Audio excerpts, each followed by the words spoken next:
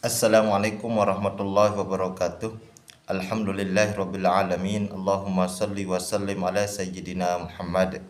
Amma ba'du. Para hadirin pemirsa dimanapun berada, mudah-mudahan selalu dalam keadaan sehat walafiat, selalu berada dalam lindungan Allah Subhanahu wa taala.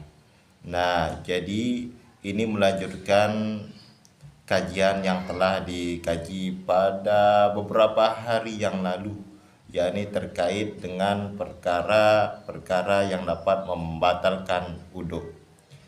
Lama tidak memposting video ini dikarenakan masih banyak kesibukan di dunia nyata. Yang mudah-mudahan ya kita tidak mengurangi semangat kita dalam belajar ilmu-ilmu yang terkait dengan ibadah kita sehari-hari. Wabil khusus ini adalah tentang wudhu. Yang mudah-mudahan konten-konten saya ini bermanfaat, yang walaupun tidak bermanfaat secara ilmu lah, ya minimal di konten-konten yang lain itu saya berupa hiburan yang berharap mudah-mudahan dapat memberikan manfaat ya dari segi hiburannya, membuat orang itu bahagia. Nah, amin ya robbal alamin. Kita untuk menghemat waktu ya. Faqalal mufakkir rahimahullah tabaraka nafa'na bi ulumihi wa bi ulumi masyayikhina fid daraini amin. Tsumma qala nawaqidul wudu'i. Kemarin kan kita sudah membahas tentang perkara-perkara yang dapat membatalkan wudu yang nomor 1, yakni al-khariju min ahadis sabilaini, yakni keluarnya sesuatu dari dua jalan, itu sudah dibahas. Nah, sekarang kita lanjut pada poin yang kedua. An-naqidut tsani, adapun yang membatalkan wudu yang kedua adalah zawalul aqli binaumin aw ghairihi, yakni hilangnya akal, baik dengan sebab tidur ataupun dengan sebab yang lain, itu berarti dapat membatalkan wudu.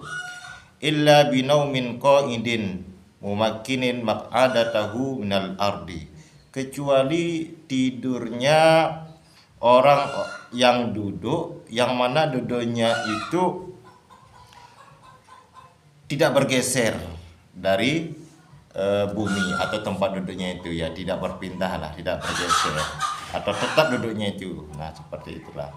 Sawaun ata'adda bizawalil aqli, baik dia itu dengan cara sengaja tidurnya atau bizawalil aqli amla, baik sengaja dia itu membuat hilangnya akal itu maupun tidak.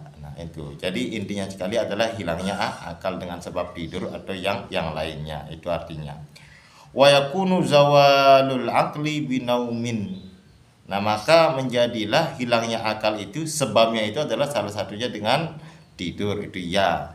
Au jununin, atau juga gila, kan hilang akal juga.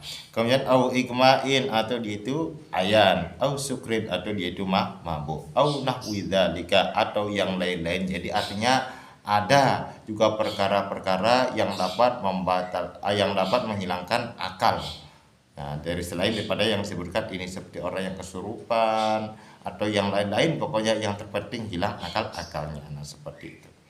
Nah, di sini dijelaskan syurutun naumil ladzi la yanqudul wudu'u arba'atun.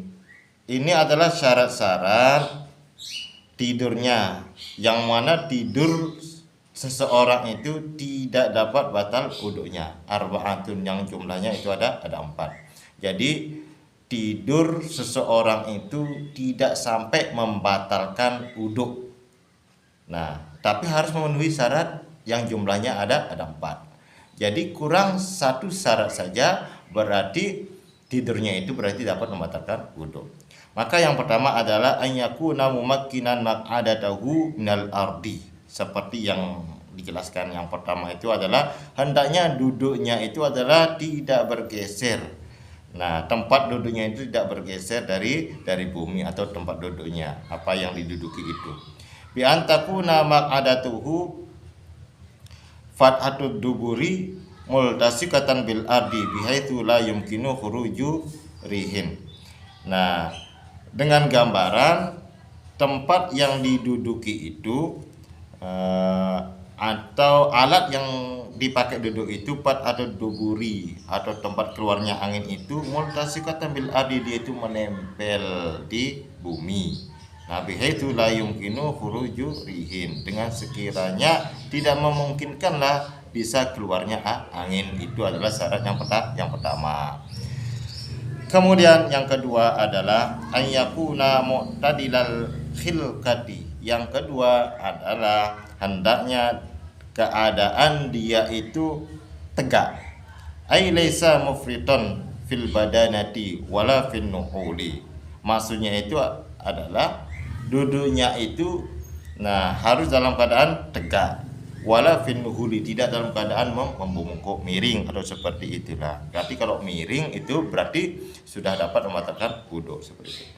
Kemudian yang ketiga adalah ayyastaiqadha 'alal halatil lati nama 'alaiha. Kemudian yang ketiga adalah hendaknya dia itu sadar, bangun dari tidurnya itu dalam keadaan sebagaimana dia itu awal tidurnya itu. Nah, berarti kalau dia itu baru bangun sudah dalam keadaan miring seperti ini, ternyata bangun. Nah, berarti itu sudah batal. Jadi bangunnya itu ketika misalnya begini tidurnya, berarti bangunnya juga harus seperti ini. Kemudian yang keempat adalah alla yukhbirahu ma'sumun inda romdi. Hendaknya tidak diberitahu oleh orang yang maksum. Jadi orang yang maksum ini adalah orang yang sudah dijamin masuk surga, dalam artian sekelas para nabi lah. Nah, seperti itu. Inda romdi ini menurut Imam Romdi. Kemudian